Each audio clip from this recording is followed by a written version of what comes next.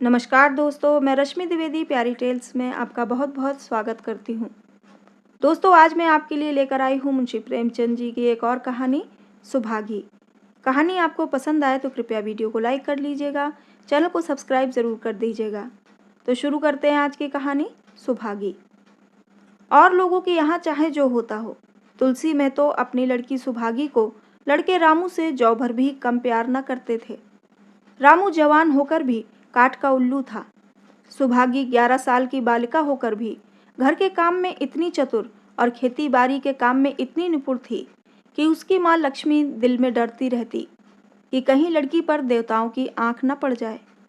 अच्छे बालकों से भगवान को भी तो प्रेम है। कोई सुभागी का बखान न करे, इसलिए वह अनायास ही उसे डांटती रहती थी। बखान से लड़के बिगड़ जाते हैं, ये भय तो न था, भय था नज़र का। वही सुभागी आज 11 साल की उम्र में विधवा हो गई। घर में कोहराम मचा हुआ था। लक्ष्मी पछाड़ें खाती थी, तुलसी सिर पीटते थे। उन्हें रोते देखकर सुभागी भी रोती थी। बार बार माँ से पूछती, क्यों रोती हो अम्मा? मैं तुम्हें छोड़कर कहीं ना जाऊंगी, तुम क्यों रोती हो? उसकी भोली बातें सुनकर माता का दिल और भी फटा जाता था। वह सोचती थी, ईश्वर तुम्हारी यही लीला है, जो खेल खेलते हो वह दूसरों को दुख देकर। ऐसा तो पागल करते हैं। आदमी पागलपन करे तो उसे पागल खाने भेजते हैं, पर तुम जो पागलपन करते हो उसका कोई दंड नहीं। ऐसा खेल किस काम का कि दूसरे रोएं और तुम हंसो? तुम्हें तो लोग दयालु कहते हैं, यही तुम्हारी दया है। और सुभागी क्या सोच रही थी? उसके पास कोठरी भर रुपए होते तो वह उन्हें छिपा कर रख देती। फिर एक दिन चुपके से बाजार चली जाती और अम्मा के लिए अच्छे अच्छे कपड़े लाती। दादा जब बाकी मांगने आते तो चट रुपए निकाल कर दे देती। अम्मा दादा कितने खुश होते। जब सुभागी जवान हुई तो लोग तुलसी महतो पर दबाव डालने लगे कि लड़की का घर कहीं कर दो। जवान लड़की का यूं फिरना ठीक नहीं। जब हमारी बिरादरी में इसकी कोई निंदा नहीं है तो क्यों सोच विचार करते हो? तुलसी ने कहा, भाई मैं तो तैयार हूँ, लेकिन जब सुभागी भी माने, वह किसी तरह राजी नहीं होती। हरिहर ने सुभागी को समझाकर कहा, बेटी हम तेरे भले को ही कहते हैं। माँ बाप अब बूढ़े हुए, उनका क्या भरोसा? तुम इस तरह कब तक बैठी रहोगी? सुभागी ने सिर झुकाकर कहा, चाचा मैं तुम्हारी बात समझ रही हूँ, लेकिन मेरा मन घर करने को नहीं कहता। मुझे आराम की चिंता नहीं है, मैं सब कुछ झेलने को तैयार हूँ और जो काम तुम कहो वैसे राखों के बल करूँगी, मगर घर बसाने को मुझसे ना कहो। जब मेरा चाल कुचाल देखना तो मेरा सिर काट लेना। अगर मैं सच्चे बाप की बेटी हूँगी तो बात की भी पक्की हूँगी। फिर लज्जा रखने वाले तो भगवान हैं, मेरी क्या हस्ती है कि अभी कुछ कहूँ। उजड्ड रामू बोला, तुम अगर सोचती हो कि भैया कमाएंगे और मैं बैठी मौज करूँगी तो इस भरोसे में ना रहना। यहाँ किसी ने जन्म भर का ठीका नहीं लिया है। रामू की दुल्हन रामू से भी 2 अंगुल ऊंची थी। मटक कर बोली, हमने किसी का करज थोड़े ही खाया कि जन्म भर बैठे भरा करें। यहाँ तो खाने को भी महीन चाहिए, पहनने को भी महीन चाहिए। ये हमारे बूते की बात नहीं। सुभागी ने गर्व से भरे हुए स्वर में कहा, भाभी मैंने तुम्हारा आसरा कभी नहीं किया और भगवान ने चाहा तो कभी करूँगी भी नहीं। तुम अपनी देखो, मेरी चिंता ना करो। रामू की दुल्हन को जब मालूम हो गया कि सुभागी घर ना करेगी तो और भी उसके सिर हो गई। हमेशा एक न एक खुचड़ लगाए रहती। उसे रुलाने में जैसे उसको मज़ा आता था। वह बेचारी पहर रात से उठकर कूटने पीसने में लग जाती, चौका बर्तन करती, गोबर पाथती, फिर खेत में काम करने चली जाती। दोपहर को आकर जल्दी जल्दी खाना पकाकर सबको खिलाती। रात को कभी माँ के सिर में तेल डालती, कभी उसकी देह दबाती। तुलसी चिलम के भक्त थे, उन्हें बार बार चिलम पिलाती। जहाँ तक अपना बस चलता माँ बाप को कोई काम न करने देती। हाँ, भाई को न रोकती। सोचती ये तो जवान आदमी है, ये काम न करेंगे तो गृहस्थी कैसे चलेगी। मगर रामू को ये बुरा लगता। अम्मा और दादा को तिनका तक नहीं उठाने देती और मुझे पीसना चाहती है। यहाँ तक कि एक दिन वह जामे से बाहर हो गया। सुभागी से बोला, अगर उन लोगों का बड़ा मोह है तो क्यों नहीं अलग लेकर रहती हो? तब सेवा करो तो मालूम हो कि सेवा कड़वी लगती है कि मीठी। दूसरों के बल पर वाहवाही लेना आसान है, बहादुर वह है जो अपने बल पर काम करे। सुभागी ने तो कुछ जवाब न दिया। बात बढ़ जाने का भय था, मगर उसके माँ बाप बैठे सुन रहे थे। महतो से न रहा गया। बोले, क्या है रामू, उस गरीबन से क्यों लड़ते हो? रामू पास आकर बोला, तुम क्यों बीच में कूद पड़े? मैं तो उसको कहता था। तुलसी, जब तक मैं जीता हूं तुम उसे कुछ नहीं कह सकते। मेरे पीछे जो चाहे करना। बेचारी का घर में रहना मुश्किल कर दिया। रामू, आपको बेटी बहुत प्यारी है तो उसे गले बांध कर रखिए, मुझसे तो नहीं सहा जाता। तुलसी, अच्छी बात है, अगर तुम्हारी ये मर्जी है तो यही होगा। मैं कल गांव के आदमियों को बुलाकर बंटवारा कर दूंगा। तुम चाहे छूट जाओ, सुभागी नहीं छूट सकती। रात को तुलसी लेटे तो वह पुरानी बात याद आई, जब रामू के जन्मोत्सव में उन्होंने रुपए कर्ज लेकर जलसा किया था और सुभागी पैदा हुई तो घर में रुपए रहते हुए भी उन्होंने एक कौड़ी न खर्च की। पुत्र को रत्न समझा था, पुत्री को पूर्व जन्म के पापों का दंड। वह रत्न कितना कठोर निकला और ये दंड कितना मंगलमय। दूसरे दिन महतो ने गांव के आदमियों को जमा करके कहा, पंचो, अब रामू का और मेरा एक में निबाह नहीं होता। मैं चाहता हूँ तुम लोग इंसाफ से जो कुछ मुझे दे दो वह लेकर अलग हो जाऊं। रात दिन की किचकिच अच्छी नहीं। गांव के मुख्तार बाबू सज्जन सिंह बड़े सज्जन पुरुष थे। उन्होंने रामू को बुलाकर पूछा, क्यों जी, तुम अपने बाप से अलग रहना चाहते हो? तुम्हें शर्म नहीं आती कि औरत के कहने से माँ बाप को अलग किए देते हो? राम राम। रामू ने ढिठाई के साथ कहा, जब एक में गुजरना हो तो अलग हो जाना ही अच्छा है। सज्जन सिंह, तुमको एक में क्या कष्ट होता है? रामू, एक बात हो तो बताऊं। सज्जन सिंह, कुछ तो बतलाओ। रामू, साहब, एक में मेरा इनके साथ निभाना होगा, बस मैं और कुछ नहीं जानता। ये कहता हुआ रामू वहां से चलता बना। तुलसी, देख लिया आप लोगों ने इसका मिजाज। आप चाहे 4 हिस्सों में 3 हिस्से उसे दे दें, पर अब मैं इस दुष्ट के साथ न रहूंगा। भगवान ने बेटी को दुख दे दिया, नहीं मुझे खेती बाड़ी लेकर क्या करना था? जहाँ रहता वहीं कमाता खाता। भगवान ऐसा बेटा साथ में बैरी को भी न दे। लड़के से लड़की भली जो कुलवंती हो। सहसा सुभागी आकर बोली, दादा, ये सब बांट बखरा मेरे ही कारण तो हो रहा है। मुझे क्यों नहीं अलग कर देते? मैं मेहनत मजूरी करके अपना पेट पाल लूंगी। अपने से जो कुछ बन पड़ेगा तुम्हारी सेवा करती रहूंगी, पर रहूंगी अलग। यूं घर का 12 बांट होते मुझसे नहीं देखा जाता। मैं अपने माथे ये कलंक नहीं लेना चाहती। तुलसी ने कहा, बेटी, हम तुझे ना छोड़ेंगे, चाहे संसार छूट जाए। रामू का मैं मुंह नहीं देखना चाहता, उसके साथ रहना तो दूर रहा। रामू की दुल्हन बोली, तुम किसी का मुंह नहीं देखना चाहते तो हम भी तुम्हारी पूजा करने को व्याकुल नहीं हैं। मैं तो दांत पीसते हुए उठे कि बहू को मारें, मगर लोगों ने पकड़ लिया। बंटवारा होते ही महतो और लक्ष्मी को मानो पेंशन मिल गई। पहले तो दोनों सारे दिन सुभागी के मना करने पर भी कुछ न कुछ करते ही रहते थे, पर अब उन्हें पूरा विश्राम था। पहले दोनों दूध घी को तरसते थे। सुभागी ने कुछ रुपए बचाकर एक भैंस ले ली। बूढ़े आदमियों की जान तो उनका भोजन है, अच्छा भोजन न मिले तो वे किस आधार पर रहें? चौधरी ने बहुत विरोध किया, कहने लगे, घर का काम यूं ही क्या कम है कि तू ये नया झंझट पाल रही है? सुभागी उन्हें बहलाने के लिए कहती, दादा, दूध के बिना मुझे खाना नहीं अच्छा लगता। लक्ष्मी ने हंसकर कहा, बेटी, तू झूठ कब से बोलने लगी? कभी दूध हाथ से तो छूती नहीं, खाने की कौन कहे? सारा दूध हम लोगों के पेट में ठूंस देती है। गांव में जहां देखो सबके मुंह से सुभागी की तारीफ। लड़की नहीं, देवी है। 2 मर्दों का काम भी करती है, उस पर माँ बाप की सेवा भी किए जाती है। सज्जन सिंह तो कहते ये उस जन्म की देवी है, मगर शायद महतो को ये सुख बहुत दिनों तक भोगना न लिखा था। 7-8 दिन से महतो को जोर का ज्वर चढ़ा हुआ था। देह पर कपड़े का तार भी नहीं रहने देते। लक्ष्मी पास बैठी रो रही थी। सुभागी पानी लिए खड़ी थी। अभी एक क्षण पहले महतो ने पानी मांगा था, पर जब तक वह पानी लाए उनका जी डूब गया और हाथ पांव ठंडे हो गए। सुभागी उनकी ये दशा देखते ही रामू के घर गई और बोली, भैया चलो देखो, आज दादा न जाने कैसे हुए जाते हैं। 7 दिन से ज्वर नहीं उतरा।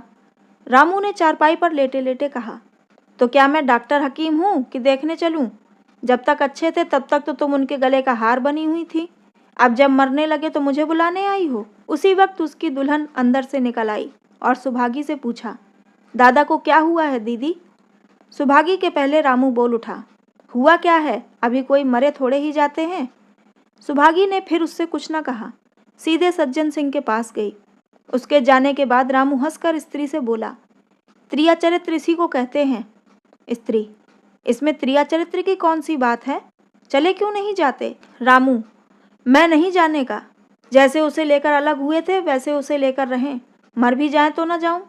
स्त्री, मर जाएंगे तो आग देने तो जाओगे, तब कहाँ भागोगे? रामू, कभी नहीं, सब कुछ उनकी प्यारी सुभागी कर लेगी। स्त्री, तुम्हारे रहते वह क्यों करने लगी? रामू, जैसे मेरे रहते उसे लेकर अलग हुए और कैसे? स्त्री, नहीं जी, ये अच्छी बात नहीं है। चलो देख आवे, कुछ भी हो बाप ही तो हैं। फिर गांव में कौन मुंह दिखाओगे? रामू, चुप रहो, मुझे उपदेश मत दो। उधर बाबू साहब ने ज्यों ही महतो की हालत सुनी तुरंत सुभागी के साथ भागे चले आए। यहाँ पहुँचे तो महतो की दशा और खराब हो चुकी थी। नाड़ी देखी तो बहुत धीमी थी। समझ गए कि जिंदगी के दिन पूरे हो गए। मौत का आतंक छाया हुआ था। सजल नेत्र होकर बोले, महतो भाई कैसा जी है? महतो जैसे नींद से जाग कर बोले, बहुत अच्छा है भैया, अब तो चलने की बेला है। सुभागी के पिता अब तुम ही हो, उसे तुम्ही को सौंपे जाता हूँ। सज्जन सिंह ने रोते हुए कहा, भैया महतो घबराओ मत, भगवान ने चाहा तो तुम अच्छे हो जाओगे। सुभागी को तो मैंने हमेशा अपनी बेटी समझा है और जब तक जीऊँगा ऐसा ही समझता रहूँगा। तुम निश्चिंत रहो, मेरे रहते सुभागी या लक्ष्मी को कोई तिरछी आंख से न देख सकेगा। और कुछ इच्छा हो तो वह भी कह दो। महतो ने विनीत नेत्रों से देखकर कहा, और कुछ नहीं कहूँगा भैया, भगवान तुम्हें सदा सुखी रखे। सज्जन सिंह, रामू को बुलाकर लाता हूँ, उससे जो भूल चूक हो क्षमा कर दो। महतो, नहीं भैया, उस पापी हत्यारे का मुंह मैं नहीं देखना चाहता। इसके बाद गोदान की तैयारी होने लगी। रामू को गांव भर ने समझाया पर वह अंत्येष्टि करने पर राजी न हुआ। कहा, जिस पिता ने मरते समय मेरा मुंह देखना स्वीकार न किया वह मेरा न पिता है न मैं उसका पुत्र हूँ। लक्ष्मी ने दाह क्रिया की। इन थोड़े से दिनों में सुभागी ने न जाने कैसे रुपए जमा कर लिए थे कि जब तेरही का सामान आने लगा तो गांव वालों की आंखें खुल गईं। बर्तन, कपड़े, घी, शक्कर सभी सामान इफरात से जमा हो गए। रामू देख देख कर जलता था और सुभागी उसे जलाने के लिए सबको ये सामान दिखाती थी। लक्ष्मी ने कहा, बेटी घर देखकर खर्च करो, अब कोई कमाने वाला नहीं बैठा है, आप ही कुआं खोदना और पानी पीना है। सुभागी बोली, बाबूजी का काम तो धूमधाम से ही होगा अम्मा, चाहे घर रहे या जाए। बाबूजी फिर थोड़े ही आएंगे। मैं भैया को दिखा देना चाहती हूँ कि अबला क्या कर सकती है। वह समझते होंगे इन दोनों के कि ये कुछ ना होगा। उनका ये घमंड तोड़ दूंगी। लक्ष्मी चुप हो रही। तेरही के दिन 8 गांव के ब्राह्मणों का भोज हुआ। चारों तरफ वाहवाही मच गई। पिछले पहर का समय था, लोग भोजन करके चले गए थे। लक्ष्मी थक कर सो गई थी। केवल सुभागी बची हुई चीजें उठा उठा कर रख रही थी कि ठाकुर सज्जन सिंह ने आकर कहा, अब तुम भी आराम करो बेटी, सवेरे ये सब काम कर लेना। सुभागी ने कहा, अभी थकी नहीं हूँ दादा। आपने जोड़ लिया कुल कितने रुपए उठे? सज्जन सिंह, वह पूछकर क्या करोगी बेटी? कुछ नहीं, यूं ही पूछती थी। कोई 300 रुपये उठे होंगे। सुभागी ने सकुचाते हुए कहा, मैं इन रुपयों की देनदार हूँ। तुमसे तो मैं मांगता नहीं, मैं तो मेरे मित्र और भाई थे, उनके साथ कुछ मेरा भी तो धर्म है। आपकी यही दया क्या कम है कि मेरे ऊपर इतना विश्वास किया? मुझे कौन 300 देता? सज्जन सिंह सोचने लगे, इस अबला की धर्म बुद्धि का कहीं वारा पार है या नहीं। लक्ष्मी उन स्त्रियों में थी जिनके लिए पति वियोग जीवन स्रोत का बंद हो जाना है। 50 वर्ष के चिर सहवास के बाद अब यह एकांत जीवन उसके लिए पहाड़ हो गया। उसे अब ज्ञात हुआ कि मेरी बुद्धि, मेरा बल, मेरी सुमति मानो सबसे मैं वंचित हो गई। उसने कितनी बार ईश्वर से विनती की थी, मुझे स्वामी के सामने उठा लेना, मगर उसने ये विनती स्वीकार न की। मौत पर अपना काबू नहीं तो क्या जीवन पर भी काबू नहीं है? वह लक्ष्मी जो गांव में अपनी बुद्धि के लिए मशहूर थी, जो दूसरों को सीख दिया करती थी, अब बौरही हो गई है। सीधी सी बात करते नहीं बनती। लक्ष्मी का दाना पानी उसी दिन से छूट गया। सुभागी के आग्रह पर चौके में जाती मगर कौर कंठ के नीचे न उतरता। 50 वर्ष हुए, एक दिन भी ऐसा न हुआ कि पति के बिना खाए खुद खाया हो। अब उस नियम को कैसे तोड़े? आखिर उसे खांसी आने लगी। दुर्बलता ने जल्द ही खाट पर डाल दिया। सुभागी अब क्या करे? ठाकुर साहब के रुपए चुकाने के लिए दिलो जान से काम करने की ज़रूरत थी। यहाँ माँ बीमार पड़ गई। अगर बाहर जाए तो माँ अकेली रहती है। उनके पास बैठे तो बाहर का काम कौन करे। माँ की दशा देखकर सुभागी समझ गई कि इनका परवाना भी आ पहुँचा। महतो को भी तो यही ज्वर था। गांव में और किसे फुर्सत थी कि दौड़ धूप करता। सज्जन सिंह दोनों वक्त आते, लक्ष्मी को देखते, दवा पिलाते, सुभागी को समझाते और चले जाते, मगर लक्ष्मी की दशा बिगड़ती जाती थी। यहाँ तक कि 15वें दिन वह भी संसार से सिधार गई। अंतिम समय रामू आया और उसके पैर छूना चाहता था, पर लक्ष्मी ने उसे ऐसी झिड़की दी कि वह उसके समीप न जा सका। सुभागी को उसने आशीर्वाद दिया, तुम्हारी जैसी बेटी पाकर तर गई। मेरा क्रियाकर्म तुम ही करना। मेरी भगवान से यही अर्जी है कि उस जन्म में भी तुम मेरी कोख पवित्र करो।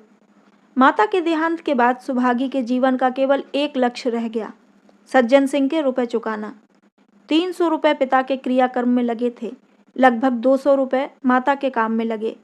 500 का ऋण था और उसकी अकेली जान, मगर वह हिम्मत न हारती थी। 3 साल तक सुभागी ने रात को रात और दिन को दिन न समझा। उसकी कार्य शक्ति और पौरुष देखकर लोग दांतों तले उंगली दबाते थे। दिन भर खेतीबाड़ी का काम करने के बाद वह रात को 4-4 पसेरी आटा पीस डालती। 30वें दिन 15 रुपये लेकर वह सज्जन सिंह के पास पहुंच जाती। इसमें कभी नागा न पड़ता। यह मानो प्रकृति का अटल नियम था। अब चारों ओर से उसकी सगाई के पैगाम आने लगे। सभी उसके लिए मुंह फैलाए हुए थे। जिसके घर सुभागी जाएगी उसके भाग्य फिर जाएंगे। सुभागी यही जवाब देती। अभी वह दिन नहीं आया। जिस दिन सुभागी ने आखिरी किस्त चुकाई उस दिन उसकी खुशी का ठिकाना न था। आज उसके जीवन का कठोर व्रत पूरा हो गया।